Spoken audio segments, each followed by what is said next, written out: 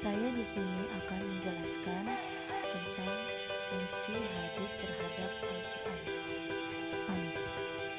Nah, fungsi hadis yang pertama adalah menguatkan dan menegaskan hukum yang terdapat di dalam Al-Quran.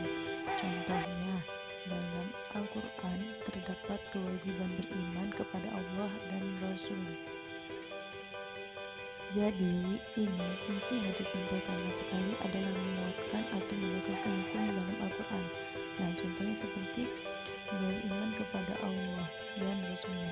Contohnya ini ada di surat Al-A'raf ayat 158 yang artinya, katakanlah, hai manusia, sesungguhnya aku adalah utusan Allah kepadamu semua, yaitu Allah yang mempunyai kerajaan langit dan bumi. Tidak ada Tuhan yang berhak disembah selain Dia, yang menghidupkan dan mematikan. Maka berimanlah kamu kepada Allah dan Rasulnya, Nabi yang ummi yang beriman kepada Allah dan kepada kalimat-kalimatnya, kitab-kitabnya, dan ikutilah Dia supaya kamu mendapat petunjuk. Al-A'raf ayat 198. Nah, ini adalah ayat Al-Quran. Kemudian kita akan lihat dalam sebuah hadis juga dikatakannya, yang artinya, iman itu ialah engkau mempercayai Allah, malaikatnya, kitab-kitabnya, Rasulnya, hari akhir, dan beriman kepada qadar yang baik dan qadar yang buruk. Hadis riwayat Muslim.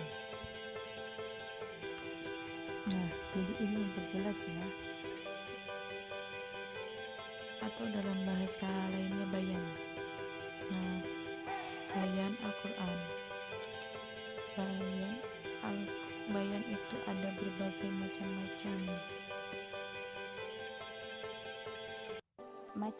bayan. 1. Bayan takrir. Bayan al-takrir disebut juga dengan bayan al-takkid dan bayan al-isbat.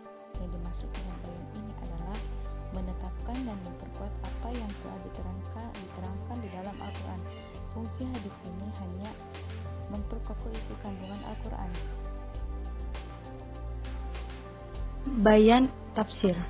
Yang dimaksud dengan bayan at-tafsir adalah kehadiran hadis berfungsi untuk memberikan rincian dan tafsiran terhadap ayat-ayat Al-Quran yang masih bersifat global atau mujmal, memberikan persyaratan atau batasan takyid ayat-ayat Al-Quran yang bersifat mutlak dan mengkhususkan taksis terhadap ayat-ayat Al-Quran yang masih bersifat umum. Salah satu contoh ayat Al-Quran yang mujmal yaitu tentang perintah sholat. Ayat ini bersifat mujmal, baik mengenai cara mengerjakan, sebab-sebabnya, syarat-syaratnya, atau halangan-halangannya. Oleh karena itu, Rasulullah SAW melalui hadisnya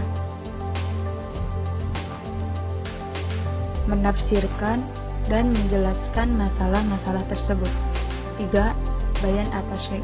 Yang dimaksud dengan bayan at-tashri' adalah mewujudkan suatu hukum atau ajaran-ajaran yang tidak didapati dalam Al-Quran, atau dalam Al-Quran hanya terdapat pokok-pokoknya saja.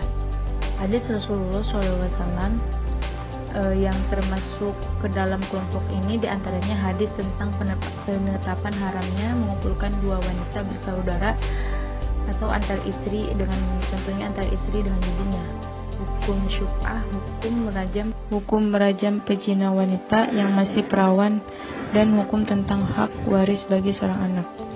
4. Bayan al-nasakh.